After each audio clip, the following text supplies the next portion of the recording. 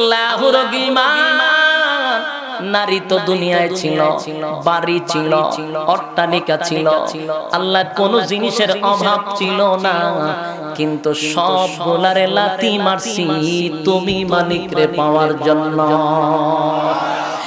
সাধারণ পাবলিক বলবে মালিক যা দিছে আমাদের চাওয়া পাওয়া নাই গো।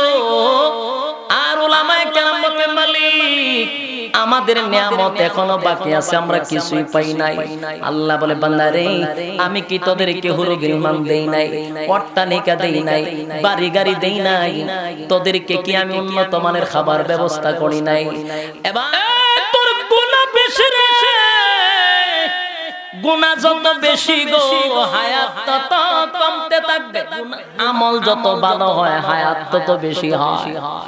আমাদের মাতার তাজ, আমাদের মাতার মুকুট ছিল আল্লামা আহমদ শফি রাহমাতুল্লাহি আলাইহি, হাটাজারি মাদ্রাসার শাইখুল হাদিস, সমস্ত উলামায়ে কেরামদের মুরব্বি ছিল। কয় বছর বাচ্চা জানেন নি? 104 বছর পর্যন্ত বুখারী পড়াইছে। বান্দারে এখনো থাম থাম, এখনো থাম, কিন্তু বান্দা থামে না। বান্দার শরীরে যতক্ষণ শক্তি আছে আল্লাহর নাফরমানি করতে আছে, নাফরমানি বন্ধ নাই, কারণ তার হাতে তো ক্ষমতা আছে, বেদাগিরি আছে, শক্তি আছে। কিন্তু যুবক ভাই এই শক্তি আর বাহাদুরি বেশি দিন থাকবে না, থাকবে না। এমন একটা সময় গিয়া তুমি বুঝবা যে এই সময় কোনো কাজে আসবে না। এই যৌবন কালে যদি আল্লাহ রাব্বুল আলামিনকে একবার কেউ ডাক দেয় গো, আমার আল্লাহ বলেন আমি আমার বান্দার ডাকে 70 বার জবাব দেই। যৌবন কালে একবার ডাকলে 70 বার জবাব, বৃদ্ধ কালে ডাকতে ডাকতে গেলেও জবাব আসে না, কারণ তোমার ব্যাটারিতে চার্জ নাই। এখন তুমি যদি হো আল্লাহ জীবনে কোনোদিন বেগানা নারীর দিকে তাকাইব না, আল্লাহ কয় ছায়া তাক চাইতে না গেলে ছায়া তাক, তুই চাইলি কি তা না চাইলি কি কথা কয়।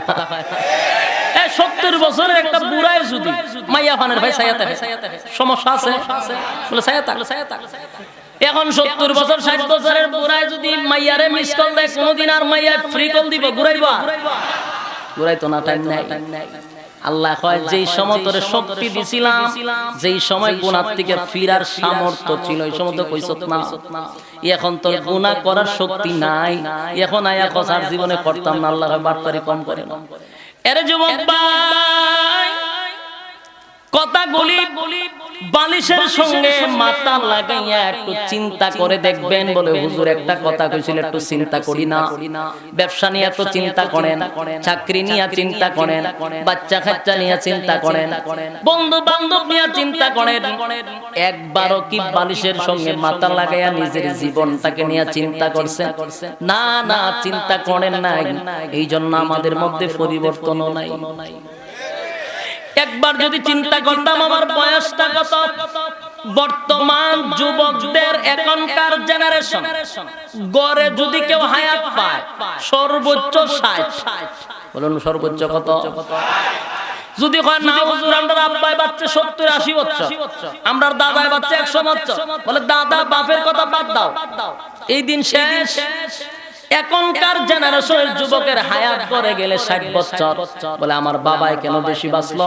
বলে তোর বাবা আর তোর দাদার গুনাহ কম ছিল, হায়াত বেশি ছিল।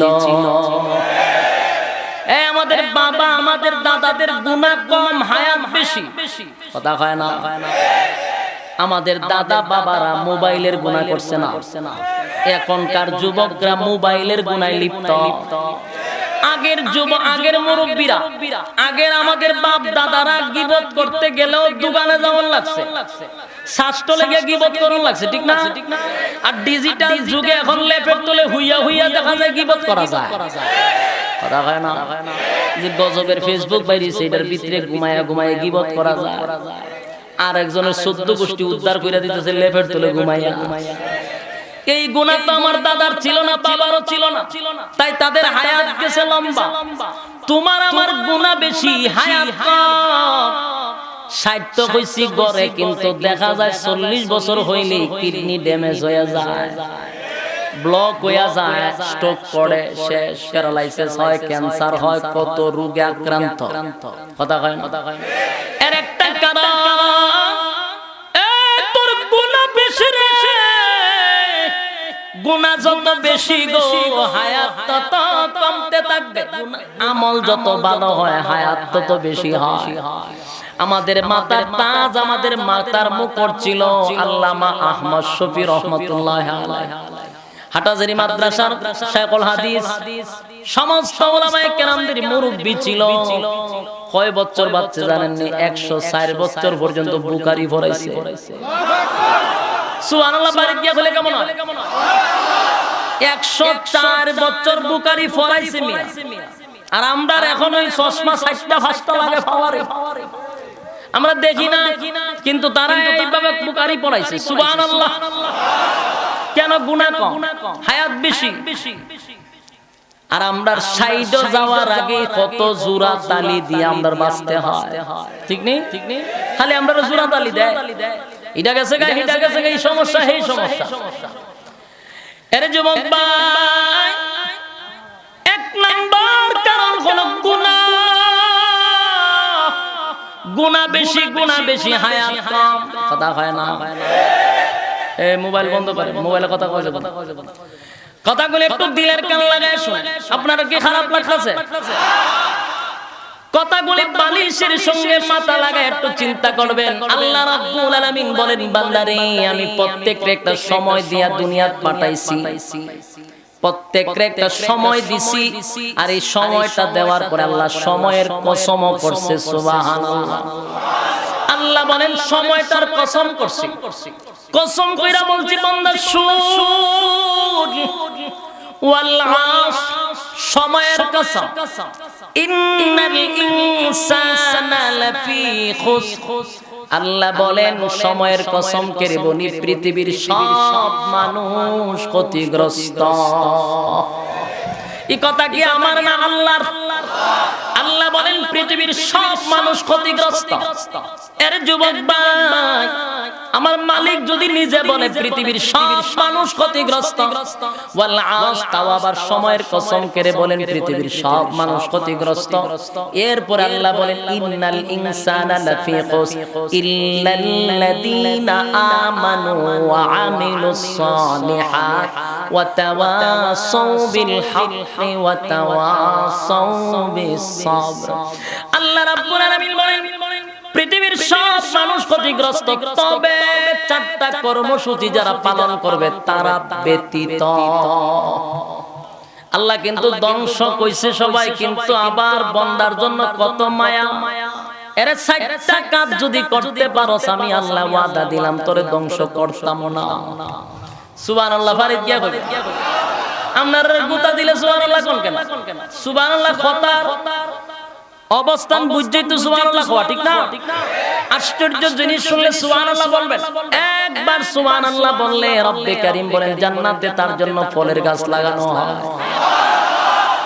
আপনারা কিপন মানুষ, এই আমলের দরকার আছে না নাই? মাহফিল আইসা মুখ বন্ধ রাখেন না, তাহলে কোনো ফায়দা নাই। আসলেন তো একটা ফায়দার জন্য, আরামের বিছানা ছেড়ে এই নরমাল বিছানায় বসেন একটা ফায়দার জন্য। আয়া যদি সবই থাকলেন তাহলে গরম আজুনতে নিয়ে নাইলেন কেন? আইসেন তো একটা লাভের জন্য। লাভ করতে গেলে মুখ লড়াইতে হবে, মাঝে মধ্যে সুবহানাল্লাহ, আল্লাহু আকবার এগুলা বলতে হবে। পারবেন? আল্লাহ রাব্বুল আলামিন বলেন বান্দা শুন, তোর সময় দিয়া তোরে পাঠাইছি, তোর একটা সময় দিছি। এই সময়টার আবার আমি কসম করছি, তোর হায়াতের কসম করে আমি বলছি মানুষ ক্ষতিগ্রস্ত, তবে 4টা কাজ করলে তার আমি ডাইরেক্ট ধ্বংস করব না। এই 4টা কাজ আমাদের করার দরকার আছে না নাই? তাহলে আসুন আমরা ইনশাআল্লাহ 4টা কাজ আপনাদেরকে শিখাই দিব, তবে মুনাজাতের আগে। কথা হয় না? এখন 4টা কাজ শুনলে পরে শ্রোতা হইবা না, তাইকে তো লাভ নাই। এজন্য বসুন। সর্বপ্রথম কসম করছেন আল্লাহ সময়ের। এই সময়টার ব্যাখ্যা যদি আপনি করেন তাহলে এটার অর্থ হলো তোর হায়াতের কসম। সময়টা কিসের কসম? হায়াতের কসম, মানে তোমার জীবন পুঁজির কসম। আল্লাহ রাব্বুল আলামিন বলেন তোর একটা পুঁজি দিয়া পাঠাইছি, পুঁজিটার নাম হলো তোর হায়াত। প্রত্যেকরে আল্লাহ পুঁজি দিয়া পাঠাইছে, হায়াতটা হলো আমাদের পুঁজি। আর আল্লাহ বলেন সবচেয়ে কম পুঁজি দিয়া পাঠাইছি বান্দা তোদেরকে। উম্মতি মুহাম্মদী আমাদের নবীর উম্মতির সবচেয়ে বেশি পুঁজি কম, কিন্তু মুনাফা বেশি হতে হবে। বলুন পুঁজি কম কিন্তু মুনাফা, পুঁজি কম মুনাফা বেশি। আল্লাহ বলেন বান্দারে তোরে পুঁজি কম দিছি, কিন্তু ব্যবসায় লাভবান হওয়ার জন্য অনেক সিস্টেম আমি তোরে দেখায়া দিছি। যদিও তোর পুঁজি কম, কিন্তু মুনাফা বেশি অর্জন করতে হবে। আমি আল্লাহ ওয়াদা দিলাম, অল্প পুঁজিতে মুনাফা বেশি লইয়া আসলে 7টা জান্নাতের দরজার মধ্যে 7টা জান্নাত তোরে ডাকতে থাকবে। তবে যুবক ভাই, পুঁজি কিন্তু সবাইরে দিছে।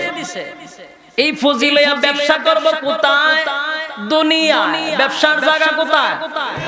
আর বুক করব পরকালে। বলুন বুক করব, ব্যবসা করব দুনিয়া, আর মুনাফা লইয়া বুক করব গিয়া পরকালে। আল্লাহ বলেন বান্দারে দুনিয়াটা দিলাম একটা বাজার, এখানে ব্যবসা করবি, মুনাফা বেশি অর্জন করে পরকালে বুক করবি। আর এই ব্যবসাটা করতে হবে যৌবনকালে।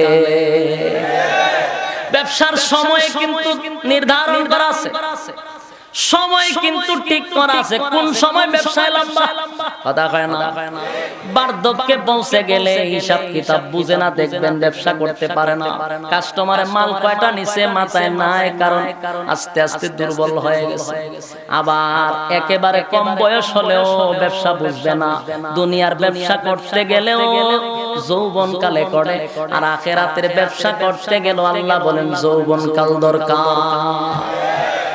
আরে ভাই, এই যৌবনকালটা আমরা আল্লাহ রাব্বুল আলামিনের ব্যবসায় কাটাইতে হবে, ব্যবসায় কাটাইতে হবে। এই যৌবনকাল দুনিয়া নামক জায়গার মধ্যে পরকালের ব্যবসার থেকে যেন বঞ্চিত না হয়। যুবক ভাইরে, আমরা যদি যুবকদেরকে বলি আসেন না ভাই ওয়াজে যাই, আসেন না ভাই মসজিদে যাই, উত্তর দেয় হুজুর আমার সময় নাই। কথা হয় না। যতগুলা যুবক গুলির আমি জিগাইছি, জিগাইতাম যদি তুই নামাজ আসতে গেলে হুজুর আমার ফ্যান্টে সমস্যা। এর কি তার সমস্যা? এর ফ্যান্টো সমস্যা দেয় সব সমস্যা। এখন যদি এর প্রশ্ন করি তুই কি বিছনাত মুতস নি, তারপরে কই হুজুর সময় নাই, খুব ব্যস্ত, খুব ব্যস্ত।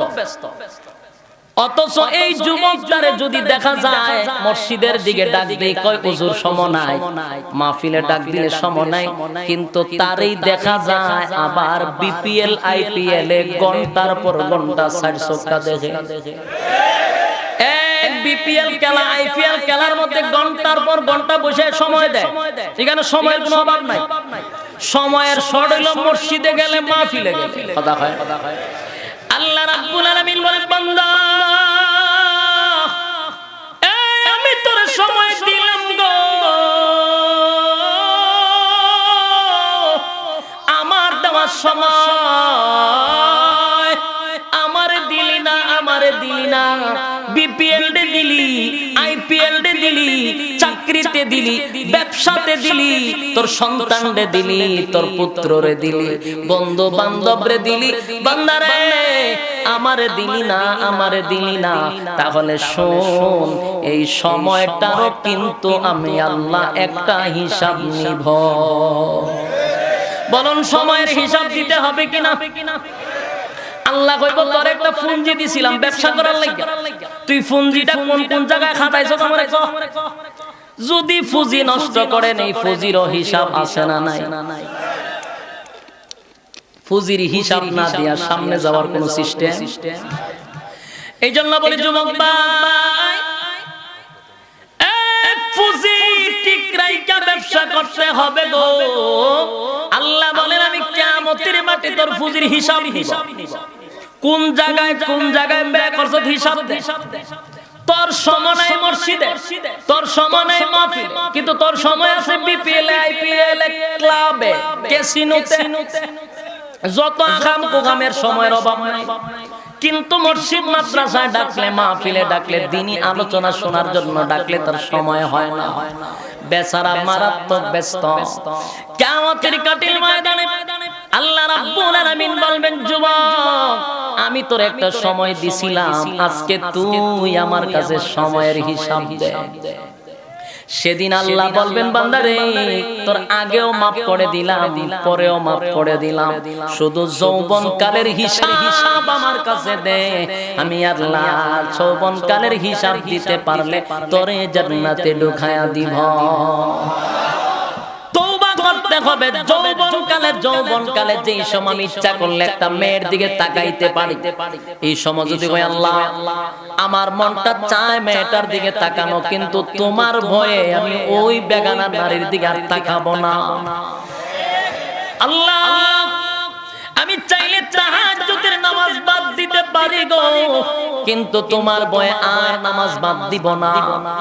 আমি ইচ্ছা করলে মানুষের উপরে জুলুম করতে পারে, আমার ক্ষমতা আছে, কিন্তু তোমার ভয়ে আমি করব না। এরকম ভাবে যদি বান্দা শফাআত করতে থাকে, রব্বে কারীম ঘোষণা দেয়, বান্দারে আমি আল্লাহ তোর প্রতিটা কথায় জবাব দিলাম।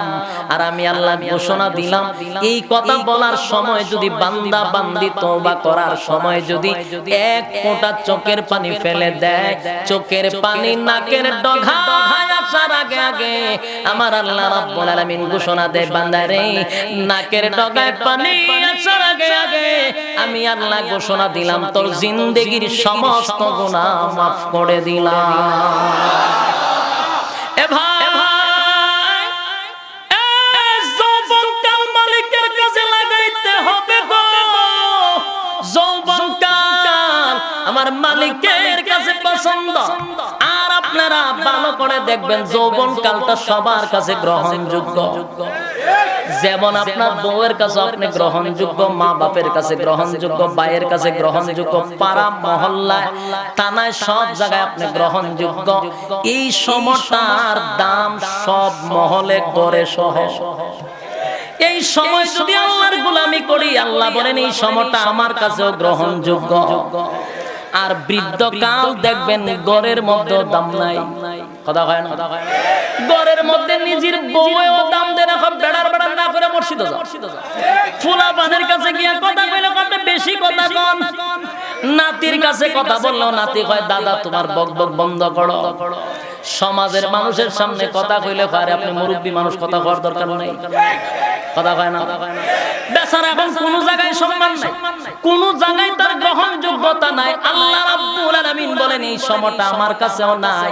যদি যৌবনকাল আমার কাছে তুই ব্যয় করতে, আমি আল্লাহ ঘোষণা দিতাম বার্ধক্যে পৌঁছে গেলে তুই নামাজ পড়তে তোর কষ্ট হয়, উযু থাকে না, রাত্রের বেলায় উঠতে পারোস না, আমি আল্লাহ ফেরেশতাদেরকে বলে দিতাম, রে ফেরেশতারা এই বান্দা যৌবনকালে গভীর রজনীতে উইটা আমি আল্লাহর কুদরতি পায়ে সেজদা দিছে, আজকে বান্দা উঠতে পারে না বার্ধক্যের কারণে, বান্দার শরীরটা দুর্বল, ওযু রাখতে পারে না, কষ্ট হয়, কিন্তু বান্দার আমল বন্ধ রাখবি না। আমার বান্দা যৌবনকালে যেই পরিমাণ তোরা লিখছিলি ঠিক এখনো লেখার কাজ চালিয়ে যা। আরে ভাই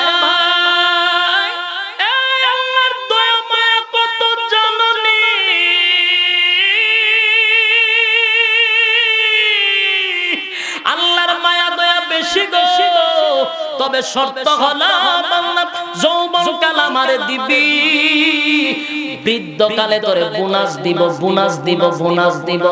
এ যুবক ভাই সরকারি চাকরি করলে সরকার আপনার যৌবনকালটা নিয়ে যায়, যৌবনকাল শেষ হওয়ার পরে সরকার আপনার রিটায়ার্ডে পাঠায়া দেয়, কারণ আপনার দ্বারা এখন আর সরকারের কোনো ফায়দা হবে না, ফায়দা নেওয়ার সব নিয়ে গেছে।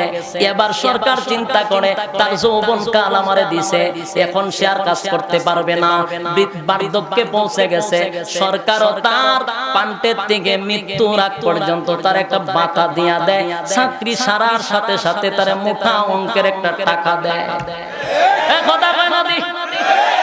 দুনিয়ার সরকার যদি তোমার যৌবন কালের গুরুত্ব দিতে পারে। আল্লাহ রাব্বুল আলামিন বলেন আমার বান্দা বান্দি যদি রে যৌবন কাল আমার দেয়, বান্দা বৃদ্ধ হয়ে গেলেও আমি আল্লাহ তারে বোনাস দিব মৃত্যুর আগ পর্যন্ত তার আমলের খাতা বন্ধ হবে না। এ যুবক ভাই, তবে যৌবন কাল আমার মালিকরে দেওয়া দরকার গো। কিন্তু যুবক ভাইগুলি যৌবন কাল দেয় এখনকার ফেসবুকে, কথা হয় না। যৌবন কালটা ফেসবুকে যেই পরিমাণ দেয়, যৌবন কাল কেমনে দেয় আপনারা ব্যাখ্যা বোঝায়। রাতের 3টা 2টার সময় দেখবেন ভোলাবান সব সোজা কিতা করে ফেসবুকে। অথচ এই সময় নুজুলে রহমতের সময়, যেই সময় আমার আল্লাহরে ডাক দিল আল্লাহ 70 বার জবাব দেয়, এই সময় বন্দায় ফেসবুক চালায়। এই সময়টা যদি এখনকার যুবক যেই পরিমাণ ফেসবুকে সময় দেয়, এই সময়টা যদি আমার মালিকরে দিত, প্রত্যেকটা যুবক আল্লাহর ওলি হয়ে যেত। কিন্তু দেয় খালি ফেসবুক আর ডিজিটাল যুগ এখন। ওরে বাপ রে বাপ, এই ফেসবুকে খালি ছোট মানুষ না বড় মানুষ আছে, জুয়ান আছে বুড়া আছে, ঠিক নেই, ছোট ছোট বাচ্চারা যেমন আছে বৃদ্ধরাও কিন্তু ফেসবুক চালায়। অনেক বুড়া আছে ফেসবুক চালায়, কথা খায় না। কারণ ডিজিটাল বাংলাদেশ, এই ডিজিটাল বাংলাদেশে কলরবের একটা গান লেখছে, আমি দেখলাম প্রত্যেকটা কথা একবার বাস্তবের সাথে হুবহু মিলে গেছে। ডিজিটালি বাংলাদেশে কত কিছু দেখার আছে, দেখতে গেলে শেষ হবে না। অল্প দেখো ভাই, ভোলা মাইয়া জুয়ান বুড়াইয়া কি রোগে খাইছে ধরা, আধুনিকতার হাওয়া গায়ে লাগছে তা। মিলেনি পুরানো মিলছে। ডিজিটালি বাংলাদেশে কত কিছু দেখার আছে, দেখতে গেলে শেষ হবে না। অল্প দেখো ভাই, ভোলা মাইয়া জুয়ান বুড়া একই রোগে খাইছে ধরা, আধুনিকতার হাওয়া গায়ে লাগছে তাই। যে যাই কিছু বলুক না কেন গায়ে লাগে না, আমরা কিন্তু চালাক জাতি মোটো ভয় পাই না। আমগো দেশে ফেসবুক আছে আমরা বলত না, আমগো দেশে ফেসবুক আছে আমরা বলত না।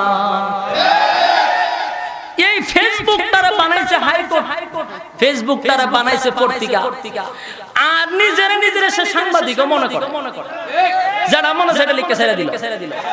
ঠিক নেই, কিসের শুদ্ধ কিসের ভুল দুমছে লিখে ছেড়ে দিছে। যাচাই নাই বাছাই নাই, একজন উড়াইতে যায় আর একজন 14 গোষ্ঠী শুদ্ধ নিছে লামালিছে, কমেন্টের মাধ্যমে গাইলিয়া হুতে লিখেছে। কারণ হে তো রাজত্ব নিয়ে বসে আছে রাতের 12টা 1টার সময়। ইডি কিয়ামতের আলামত, কথা বুঝতেছেন? গজব পড়বে এই দেশে। যেই সময় নুজুলের রহমতের সময় আল্লাহ এ বান্দাররা ডাকে, এই সময় ফেসবুক চালায়। আর যতটা ফেসবুককারী আছে হারা রাত অমানে টিফা, যেই মাত্র ফজর আযান দেয় শয়তান এক দোস্ত বহুত খামাইছে, আল্লাহ লাগতো না।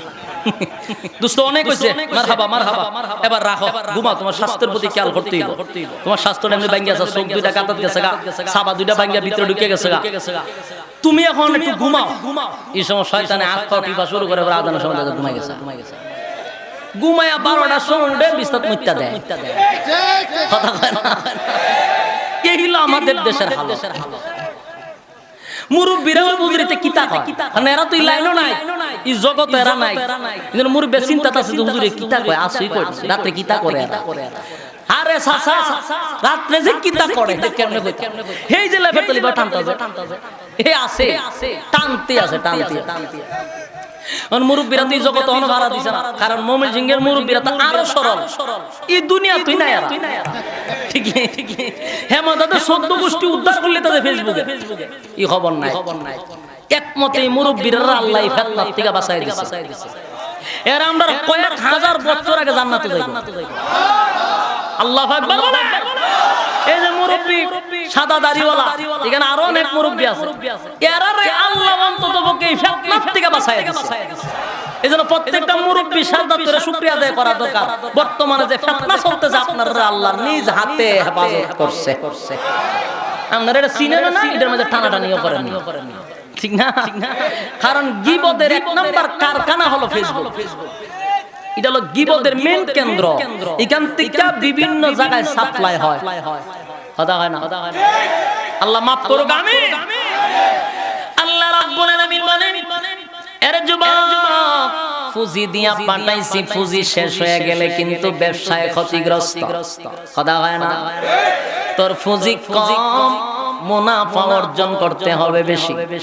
আর পুঁজি ফুরায়া গেল, মুনাফা আসলো না, আল্লাহ বলেন তোরা সবাই ক্ষতিগ্রস্ত। এজন্য মুনাফা হাসিল করতে হবে। কারণ প্রত্যেকটা মানুষ তার কৃতকর্মের জন্য রব্বে কারীমের দরবারে দাঁড়াইতে হবে। আপনারা কি খান? আপনারা মনে করছেন হুজুর দুনিয়াতে যাই করি না কেন পরে যাও রইব। বলে ভাই, মাত্র 60 বছরের জিন্দেগি পাইয়া আপনি সিদ্ধান্ত নিছেন যা হবার হবে। কিয়ামতের মাঠে একটা দিন হবে 50,000 বছরের সমান। এই ক্ষণস্থায়ী জিন্দেগির জন্য, ক্ষণস্থায়ী জীবনের জন্য আপনি অসীম জীবনটারে বর্জন করলেন। আপনার মতো ভুকা পৃথিবীতে কেউ নাই। মাত্র 60 বছর, আর এখানে দাঁড়ায়া থাকতে হবে 50,000 বছর। আপনারা মনে করতেছেন হাসানা মিসা? যুবক ভাই, প্রত্যেকটা জীবনের কৃতকর্মে পাই পাই করে হিসাব দিতে হবে। আপনারা মনে করছেন যা করি আল্লাহ এগুলা কেমনে অত কিছু ধরব? এই যে আমার সামনে কতগুলো ক্যামেরা দাঁড়ানো, এটি হলো কিরামান কাতিবিন। এরা কিন্তু আমার আমলনামা রেকর্ড করতেছে। কথা হয় না? আজকে এখানে একটা ভুল কথা বললাম, কালকে যদি কই আমি কথা বলি নাই, বাঁচার কোন সুযোগ আছে? দুনিয়াতে কিরামান কাতিবিন রেডি। কথা হয় না? এ দুনিয়াতে কিরামান কাতিবিন রেডি। যদি কই ওইটা আমি কই নাই, হেরা কই হুজুর খালি কইছেন বুঝি, আপনি বাচন ভঙ্গি সহ রেকর্ড আছে। কতটার সময় রেকর্ড আছে, যাইবেন কই? বাঁচার সুযোগ আছে। এ যুবক ভাই, কিরামান কাতিবিন দুনিয়াতে আছে, থাকলো কিন্তু মাহিয়ার লগে কথা কইছে 2 বছর আগে। কথা হয় না? 2 বছর আগে রসের আলাপ করছে, কিন্তু কিরামান কাতিবিন এটা রেকর্ড করে রাখছে। 2 বছর পরে যখন উলামায়ে কেরামদের দাড়ি চেষে দিবে এই কথা বলছে। এখন এই কিরামান কাতিবিন বাইরে করে আমেরিকা পাঠাইছে। আমেরিকা থেকে এইটা আবার ফেসবুকে ছাপছে। 2 বছর পরে তার মন্ত্রিত্ব গেছে। কথা হয় না? তাহলে দুনিয়া তুমি বাঁচন জানো, মানুষের প্রযুক্তির থেকে আপনি বাঁচার কোনো সিস্টেম নাই। আর আল্লাহর প্রযুক্তি যদি আপনারে ধরে, কিতাব বুঝে দুনিয়ার প্রযুক্তির কাছ থেকে বাঁচার সুযোগ নাই। 2 বছর আগে কথা কইলো, 2 বছর পরে ধরা পড়ে। ঠিক? তাহলে কিয়ামতের মাঠে আপনার এই 60 বছরের জিন্দেগির আমলনামা বুঝি আল্লাহ রেকর্ড করতো না। আল্লাহ কয় বান্দারে, তোর 2 কান্দে 2টা সিসি ক্যামেরা লাগায় রাখছি। এখানে আসেনি 2টা সিসি ক্যামেরা। 24 ঘন্টা কি করতেছেন, কোথায় যাইতেছেন, কি করবেন, সব রেকর্ড। কথা কন, সব রেকর্ড হচ্ছে।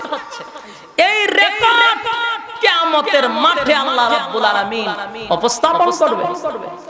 বড় ডিসপ্লের মধ্যে দেখানো হবে। আপনি কইবেন আমি তো জীবনও করছি না। আল্লাহ কয় তোর মুখ বন্ধ রাখ, আমি একটু দেখাইতেছি। রিমোটটা দেন, টিপ দিব। কোনটা দেখবে? এলইডি দেখবে না সিঙ্গারও দেখবে, ভিআইপি কোনটা দেখবে? বড় স্ক্রিনে লাগাই দিব। এখন আপনি দেখবেন কতটা সময় কোন জায়গা কি করছেন না করছেন, বোতল কয়টা খাইছেন, কোন জায়গা গেছেন, সব ভিডিও ফুটেজ আছে না নাই? দুনিয়াতে আমরা বাঁচতে পারি না, পরকালে বাঁচবেন কেমনে? কিয়ামতের মাঠে রব্বে কারীম বলেন, বান্দা পাই পাই করে হিসাব নিব, পাই পাই করে হিসাব দে, আমার কাছে হিসাব দে। কিয়ামতের মাঠে 2টা দল হবে। এই যুবক ভাই, বাইবেন না, যা মনে চায় তা কইরা বাচ্চা যাইবেন না। যুবক ভাইরা, উলামায়ে কেরামদের দায়িত্ব হলো আপনাদের কাছে পৌঁছায়া দেওয়া। মসজিদের মিম্বরে ইমাম সাহেবগুলি আপনাদের প্রতিদিন শুক্রবারে বয়ান করে, কানে যায় না রে। এত বিশাল আয়োজন করে দূর দূরান্ত থেকে উলামায়ে কেরামদেরকে আইনা আপনাদেরকে বোঝানো হয়, কানে যায় না। মনে করেন হুজুররা কত কথা কয়, এরার কথা কি সব এমনি চলবে? তাহলে এইভাবে চলতে থাকেন, এই পৃথিবী থেকে একদিন বিদায় নিতে হবে, এটা কিন্তু আপনারাও বলছেন, কথা হয় না? আমার পৃথিবীর থেকে বিদায় হতে হবে। শুধু পৃথিবীর থেকে আমরা নয়, পৃথিবীর কোনো কিছু থাকবে না, সব ধ্বংস হবে, কথা হয় না?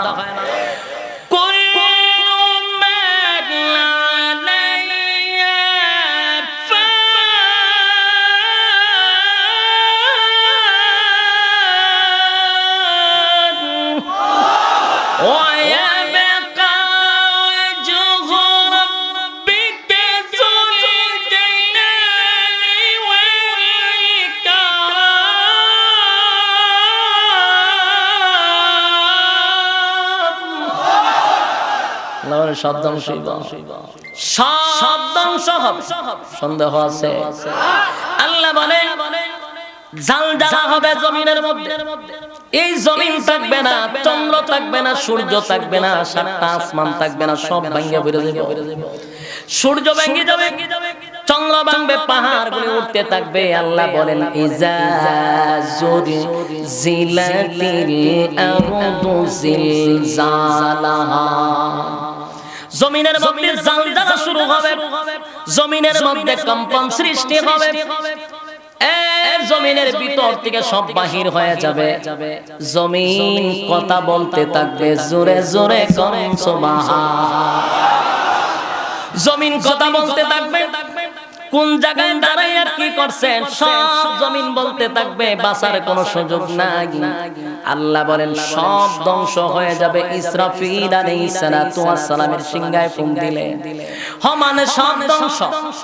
দ্বিতীয় ফুঁক দিলে পড়ে কোন কোন রিওয়ায়াতে 3টা ফুকের কথা আছে, কোন রিওয়ায়াতের মধ্যে সহিহ রিওয়ায়াতে 2টা ফুকের কথা আছে। 2টা ফুক একটা দিবে সব ধ্বংস হয়ে যাবে, মাঝখানে একটা গ্যাপ থাকবে। দ্বিতীয় সিংহায় ফুক দিলে আল্লাহ বলেন বান্দারে কাদা মাটির নিচ থেকে আবার তোরা উঠবি, প্রত্যেকের দেহের ভিতরে রূহ ঢুকতে থাকবে। ওই যে আল্লাহ বলছেন কোথা থেকে আসছো, কোথায় আছো? আমরা আসছি জান্নাত থেকে, এখন আছি দুনিয়ায়। দ্বিতীয় সিংহায় ফুঁক দিলে আল্লাহ বলেন আবার মাটি, কাদা মাটির থেকে তোরা উইটা দাঁড়াবি। কোথায়? কিয়ামতের মাঠে। কিয়ামতের মাঠে উলঙ্গ অবস্থায় আল্লাহ রাব্বুল আলামিন বলে মানুষগুলি উলঙ্গ অবস্থায় দাঁড়াবে, কাদা মাটির থেকে তারা মাটি ঝাড়তে ঝাড়তে হাসরের মাঠে দৌড়াইতে থাকবে। কেউ পানি পান করবে, হাউজে কাউসারের পানি যে পান করবে তার তো কোনো টেনশন নাই, চিন্তা নাই। পানি যারা পান করবে না তাদের অবস্থা ভয়াবহ হবে। কিয়ামতের মাঠে 2টা দল হবে, একটা বাম দিকে দাঁড়াবে আর একটা ডান দিকে দাঁড়াবে। আল্লাহ রাব্বুল আলামিন বলেন ডানপন্থীদের কাছ থেকে আমি আল্লাহ 3টা দল করব। ডানপন্থীদের কাছ থেকে একটা দলকে আমি আল্লাহ বিনা হিসাবে জান্নাত দিব, আমি হিসাব নিব না। আল্লাহ যাদেরকে জান্নাত দিবে গো, আমার মালিক যাদেরকে জান্নাত দিবে হিসাব নিবে না, হিসাব নিবে না, কারণ হিসাব নিলে বান্দা ধরা পড়বে। এই আল্লাহর কাছে হিসাব দেওয়ার মতো যোগ্যতা কারো আছে? কথা কয় না? নবী রাসূলগণ বলেন আমরার কাছ থেকে যদি আমরা নিষ্পাপ, নবী রাসূলগণদের কাছ থেকে যদি আল্লাহ হিসাব নেয়, নবীরা বলে আল্লাহর সামনে দাঁড়াইয়া হিসাব দেওয়ার মতো যোগ্যতা আমাদেরও নাই। তাহলে তুমি আর আমি হিসাব দিতে পারবো? আল্লাহ বলেন আমি জানি হিসাব দিতে পারবে না, তাই আমার বান্দাদের কাছ থেকে আমি হিসাব নিব না, বিনা হিসাবে জান্নাত দিব। কিয়ামতের মাঠে রব্বে কারীম বামপন্থীদেরকে দাঁড় করাবে, ডানপন্থীরা দাঁড়াবে। ডানপন্থীদের হাতে আমার আল্লাহ আমলনামা দিবে, ডান হাতে সুবহানাল্লাহ। বামপন্থীদেরকে বাম হাতে দিবে, কিন্তু সোজা না, বিপদ আছে। বামপন্থীদের হাতে যখন আল্লাহ বাম হাতে আমলনামা দিবে, এইভাবে দিবে না, বাম হাতটারে এইভাবে নিবে, ঠিক বুক বরাবর ছিদ্র করবে, পিছন দিকে বাহির করা হবে। নারী বুড়ি ছিদ্র করে পিছন দিকে আল্লাহ মুসরায়া বাহির করবে। তারপরে আমলনামা দিবে, গাঁটটা মস্কাইয়া ভেঙ্গে তারপরে পিছনে নিবে। এরপর আল্লাহ কইব, দেখ কি আকাম কোকাম করছ, নিজে নিজেই তোর আমলনামা দেখতে তা। ভয়াবহ পরিস্থিতি হবে, মানুষগুলি তরতর করে কাঁপতে থাকবে গো। ভয়াবহ পরিস্থিতি হবে। আরেকটা দল ঠিক এই মুহূর্তে ডান হাতে আমলনামা পাইয়া খুশিতে আনন্দে লাফাইতে লাগবে, লাফাইতে থাকবে, লাফাইতে থাকবে। আর আমলনামা গুলি লইয়া মানুষের কাছে গিয়া বলবে, দেখো না আমি ডান হাতে আমলনামা পাইছি। ডান হাতে আমলনামা পাওয়া মানেই হলো সে জান্নাতে যাবে। এমন আনন্দ তামায়া রাখতে পারলো না, চতুর্দিকে দৌড়াইয়া আত্মীয় স্বজন তালাশ করবে, তোমরা কোথায় গো, তো তাকায়া দেখো না আমি ডান হাতে আমলনামা পাইছি। ডান হাতে আমলনামা পাইয়া দৌড়াইতে থাকবে, দৌড়াইতে থাকবে। আর বামপন্থীরা বাম হাতে আমলনামা পাইয়া চিৎকার শুরু করবে, চিৎকার শুরু করবে। কারণ নির্ঘাত জাহান্নামী, এর মধ্যে কোনো সন্দেহ নেই। ইন্না জাহান্নামা কানাত মিরসাদা লিত্তাগিনা মাআবা লাবিসিনা ফিহা আহকাবা লা ইয়াযুকুনা ফিহা বারদান ওয়ালা শারাবা ইল্লা হামিমান ওয়া গাসসাকা জাযাআন ওয়াফাকা। আল্লাহ রাব্বুল আলামিন বলেন, জাহান্নামীদের জন্য রয়েছে, সীমালঙ্ঘনকারীদের জন্য রয়েছে একটা গোপন পাত। সেখানে তোমাদেরকে গ্রাস করা হবে, যুগের পর যুগ সেখানে অবস্থান করা হবে। তোমাদের জন্য খানা পিনার ব্যবস্থা হয়েছে পূজার রক্ত। নাউযুবিল্লাহ বাড়ি গিয়া। আর জান্নাতীরা জান্নাতের ভিতরে প্রবেশ করার পরে আল্লাহ রাব্বুল আলামিন বলেন, জান্নাতীরা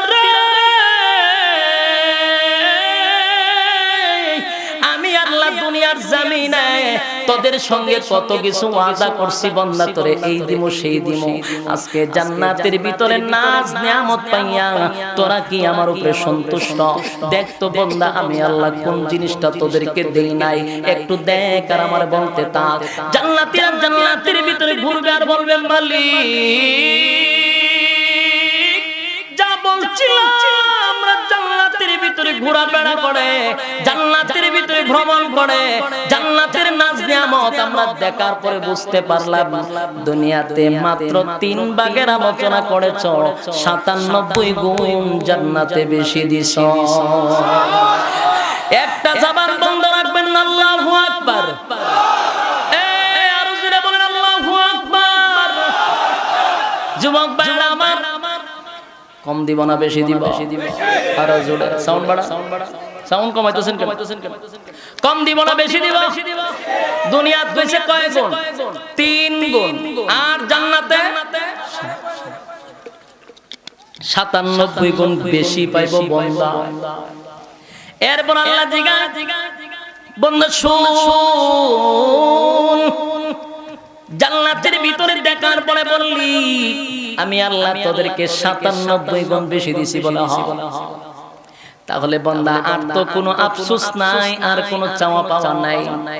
বান্দারা বলবেন, না আমাদের আর কোনো চাওয়া, মজলিস থেকে কিছু আলেম উলামারা মাদ্রাসায় পড়ে যারা আলেম হইল তাদের মাথায় বলবে, না না মালিক না, এখনো আমরা পুরোপুরি নিয়ামত পাই নাই। সুবহানাল্লাহ। সাধারণ পাবলিক বলবে, মালিক যা দিছেন আমাদের চাওয়া পাওয়া নাই গো। আর উলামায়ে কেরাম বলবে, মালিক আমাদের নিয়ামত এখনো বাকি আছে, আমরা কিছুই পাই নাই। আল্লাহ বলে, বান্দারে আমি কি তোদেরকে হুরুগিলমান দেই নাই, অট্টালিকা দেই নাই, বাড়ি গাড়ি দেই নাই? তোদেরকে কি আমি উন্নত মানের খাবার ব্যবস্থা করি নাই? এবার আলেম ওলামা ডাক দিয়ে বলবে, মালিক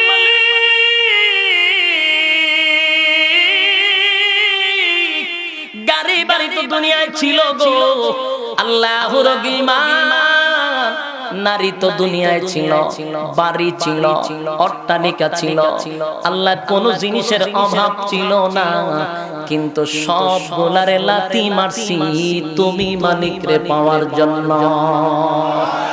আরে ভাই সব গোলাকে লাথি মারছি রে মালিক তোমারে পাওয়ার জন্য। আল্লাহ গভীর রজনীতে প্রচন্ড ঠান্ডা পানি দিয়া ওযু করছি, যেই পানির মধ্যে ধরা যায় না গো, এই ঠান্ডা পানির মধ্যে ওযু করে আল্লাহ তোমার কুদরতি পায়ে দাঁড়াইছি, তোমার কুদরতি পায়ের সামনে দাঁড়াইছি, দাঁড়াইয়া তুমি মালিকের কুদরতি পায়ে সিজদা দিছি। আল্লাহ সব গুলিকে লাথি মাইরা তুমি মালিকের কুদরতি পায়ে পড়লাম। আল্লাহ দুনিয়াতে গাড়ি ছিল, বাড়ি ছিল, কোনো কিছুর আফসোস ছিল না, তোমারে পাওয়ার জন্য জান্নাতে আইলাম। জান্নাতে এসে বাড়ি দিলা, গাড়ি দিলা, নারীও দিলা, সব দিলা, কিন্তু আমাদের মন ভরে না, মন ভরে না। আমাদের মনে শুধু চায় একমাত্র তুমি আল্লাহকে।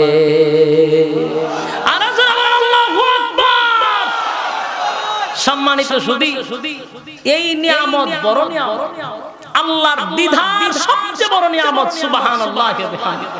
এই নিয়ামত আপনারা ফান চাইতেছেন না, আপনারা কি ফসরাবে বেশি দিরা লাইছে আর খতকান বইয়া থাকতে নয়। আগের বক্তা সময় বই রয়েছেন, হলো বই রয়েছেন, মুতে ধরে ফসরাবে ধরে সিগারেটের নেশায় তো আছে, সকল তা মিলায়া দেখা যায় আর খতকান সহ্যর বাহিরে নাকি। বসেন, ফিনিশিং দেওয়ার দরকার না, মোনাজাত দিয়া না কইলে যাইবেন না, ফসরাবে অনেকে ধরতে পারে, মুরব্বি যারা আছে লড়াছড়ার সুযোগ নাই তো কিদা করতে। বসেন, আমিও শেষ করতেছি। একটু দিলের কান লাগায় শুনেন। আল্লাহ বান্দারে বলেন তুই জান্নাতের ভিতরে গাড়ি পাইলি, বাড়ি পাইলি, নারী পাইলি, সব পাইলি, তাহলে এত কিছু পাওয়ার পরে কেন তোর মন ভরে না? এবার উলামায়ে কেরাম ডাক দিয়া বলে মালিক সব তো দুনিয়ায় পাইছিলাম, তোমারে পাওয়ার জন্য লাথি মারছি, কথা হয় না? সব পাইছিলাম কিন্তু তোমারে পাওয়ার জন্য লাথি মারছি। আজকে জান্নাতে আইলাম, তোমারে চাই, তোমারে চাই। জান্নাতের গাড়ি চাই না, বাড়ি চাই না, নারী চাই না, অট্টালিকা চাই না, তোমারে পাইলে সব পাওয়া হবে। জোরে জোরে কম সুবহান। আল্লাহ বলেন বান্দা আমারে পাইলি তোর মন ভরবে রে? বলে হ্যাঁ মালিক, তোমারে পাইলে আমার মন ভরবে। আল্লাহ বলেন ফেরেশতারা রে তাড়াতাড়ি যা, বিশাল একটা মাঠের আয়োজন কর। জিবরাইল আলাইহিস সালাতু ওয়াস সালাম আমার নবীর কাছে ওই মাঠের একটা ম্যাপ নিয়ে আসছিল, নবীর কাছে মাঠের একটা ম্যাপ। নবী ডাক দিয়া বলেন জিবরাইল প্রতিদিন তুমি আমার কাছে কুরআন নিয়ে আসো, আজকে এটা কি নিয়ে আইলা? নবী গো এটা একটা মাঠের ম্যাপ লই আইছি। আরে জিবরাইল কোন মাঠ? বলে নবী গো আমার মালিক আমারে 600 নূরের ডানা দিছে, আমার শরীরে ফিটিং করছে। সুবহানাল্লাহ। কয়টা? 600, কোন বর্ণনা 100, কোন জায়গায় 600 নূরের ডানা জিবরাইল আলাইহিস সালাতু ওয়াস সালামের শরীরে। একটা নূরের পাকা দিয়া যদি দুনিয়াটারে এমনে মারে উল্টা যাইবে। সুবহানাল্লাহ। বাড়িতে গিয়া একটা পাকা দিয়া যদি দুনিয়াটারে এইভাবে দেয়, গোটা দুনিয়াটারে উপরে তুইলে একটা আছাড় মারতে পারবে। একটা ডানার মধ্যে জিবরাইলের এত শক্তি, এত শক্তি, এত শক্তি। সুবহানাল্লাহ। এ জিবরাইল কত বড় জাননি, জিবরাইল কত বড় জাননি। তামাম পৃথিবীর সমস্ত পানি যদি জিবরাইলের মাথায় ঢালা হয়, বলা হয়েছে পানি গুলি গড়াইয়া গড়াইয়া মাথার কাছে আসতে আসতে চুল সব ভিজবে না। সুবহানাল্লাহ। বাড়ি দিয়া হইবেন আল্লাহু আকবার বলেন। এ আরো জোরে কর। এ যুবক ভাই পৃথিবীতে পানি খুব কম, কথা হয় না।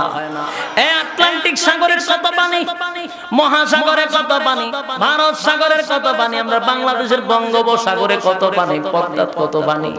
আর যদি গোটা পৃথিবীর সমস্ত পানিও জিব্রাইলের মাথায় ডালা হয়, জিব্রাইল আলাইহিস সালাতু ওয়াস সালামের চুল ভিজবে না। তাহলে মাথা কত বড়, সুবহানাল্লাহ। সুবহানাল্লাহ কইতে কষ্ট হয়। মাথা কত বড়, এই মাথা যে বডিতে লাগানো বডি কত বড়, সুবহানাল্লাহ। জিবরাইল আলাইহিস সালাতু ওয়াস সালামের একটা নয় 600 নূরের ডানা। আল্লাহ রাব্বুল আলামিনের কাছে বলেন, মালিক আমার এই ডানাগুলি পরীক্ষা করার জন্য একটু ব্যবস্থা করে দাও। আমার ডানাতে কি পরিমাণ শক্তি মালিক রে, একটু ব্যবস্থা করে দাও, আমি পরীক্ষা করব। আল্লাহ বলেন, জান্নাত ভ্রমণ করো, জাহান্নাম ভ্রমণ করো। জিবরাইল আলাইহিস সালাতু ওয়াস সালাম বলেন, আমি আমার দুইটা ডানা দিয়ে একটা বাড়ি মারছি গো, একটা বাড়ি মাইরা 7টা জাহান্নাম ভ্রমণ করলাম, 8টা জান্নাত ভ্রমণ করলাম। আমার দুই ডানার মধ্যে কোনো ক্লান্তি আসলো না, আমার কোনো ক্লান্তি আসলো না। এবার আল্লাহ বলেন, এ জিবরাইল, আমি জান্নাতের ভিতরে যেখানে অনুষ্ঠান করব, বান্দাদেরকে যেখানে দিদার দিব, এই মাথার মধ্যে একটা চক্কর দাও। জিবরাইল বলেন, প্রথম দুই ডানা দিয়া চক্কর দিলাম, একটা পর্যায়ে দুইটা ডানার মধ্যে ব্যথা চলে আসলো, তারপরে দুই ডানা দিয়া বাড়ি মারলাম, এই দুই ডানা তো ব্যথা শুরু হয়ে গেল। এইভাবে মারতে মারতে মারতে মারতে আমি 600 ডানা ব্যবহার করলাম, আমি ক্লান্ত হয়ে গেছি।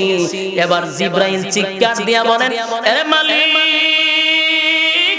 আমার 600 ডানা দিয়া বাড়ি মারছি গো, আমি ক্লান্ত হয়ে গেছি, পুরা ক্লান্ত।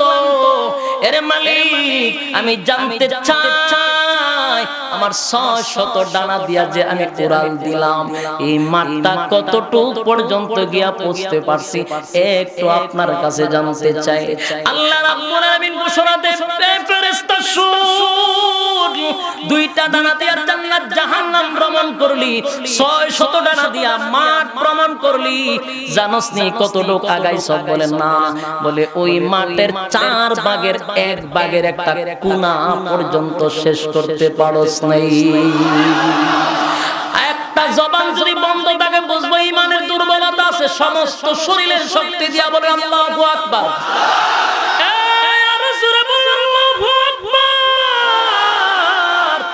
এত বিশাল সেই মাঠের মধ্যে রব্বে কারীম আমাদেরকে দিদার দেখাবে, দিদার। জান্নাতের মধ্যে সবচেয়ে বড় নিয়ামত হলো আল্লাহর দিদার। এর থেকে বড় নিয়ামত আর হতে পারে না, সুবহানাল্লাহ। বান্দাগুলি উরুগিলমান পাইয়া খুশি হবে না, বান্দা অট্টালিকা পাইয়া খুশি না, গাড়ি বাড়ি পাইয়া খুশি না, নিম্ন স্তরের জান্নাতি 10টা পৃথিবীর সমান জান্নাত পাইয়া খুশি না, হাজার হাজার উরুগিলমান পাইয়া খুশি না। আল্লাহর দিদার দেইখা শুধু তাকায়া থাকবে 40,000 বছর। আল্লাহু আকবার বলে। সেই জান্নাতে যাইতে সামনে বৃদ্ধ কালে ইবাদত কইরা, কথা হয় না, দাড়ি ফাঁকাইয়া আজরাইলটা সুফাত বসাইয়া, তাহলে যৌবন কালে আল্লাহকে দিতে হবে, যৌবন কাল আল্লাহরে দিতে হবে। সুবহানাল্লাহ। যৌবন কাল আল্লাহকে দিতে হবে, তাহলে আল্লাহ জান্নাত দিবে, আল্লাহরে দেখতেও পারবেন। সুবহানাল্লাহ। তাহলে এই যৌবন কাল কাজে লাগাইতে হবে। আল্লাহ বলেন, তোর জীবনের কসম, তোরা ধ্বংস, তবে কয় কাজ করলে ইয়াদ আছে না? একটা কাজ যারা করবে তারা ধ্বংস হবে না, তারা ধ্বংস হবে না। তাহলে 4টা কাজ আমাদের জানা দরকার আছে না নাই? 4টা কাজ যারা করবে তারা কি হবে না? কথা হয় না? আরে ভাই, 4 কাজ যারা করবে তারা ধ্বংস হবে না। কে বলছে? আর যদি 4টা কর্মসূচি কেউ পালন না করে গো, আল্লাহ রাব্বুল আলামিন বলেন তোরা ধ্বংস। কথা হয় না? তাহলে 1 নাম্বার কর্মসূচি হলো ঈমান। 1 নাম্বার কর্মসূচি কি? 1 নাম্বার হলো ঈমান। এই ঈমান যুবক ভাই গো, ঈমান কারে কয় যদি জিগায় কয়জন উত্তর দিতে পারবে? এখানে যদি আমি জিজ্ঞাসা করি অনেকে লজ্জা পাবে, তাই আমি জিগাইলাম না। কিন্তু আসলে জানুন, ঈমান জানাটা কি ফরজ না নফল না সুন্নাহ? এই ঈমান জানার নাম কি? ফরজ। ঈমান জানার নাম ফরজ। কিন্তু আমরা তো জিজ্ঞাসা করি ঈমান কারে কয়? জানে না। তাহলে প্রথম খাতার ফরজ হচ্ছে আমাদের নাই। আজকে থেকে বোঝা দরকার ঈমান জানা এক নাম্বার, ঈমান জানাটাও ফরজ। ঈমান কারে কয় জানা কি ফরজ। আর আল্লাহ বলেন চারটা কর্মসূচি যারা পালন করবে তারা ধ্বংস হবে না। কর্মসূচি পালন না করলে ধ্বংস।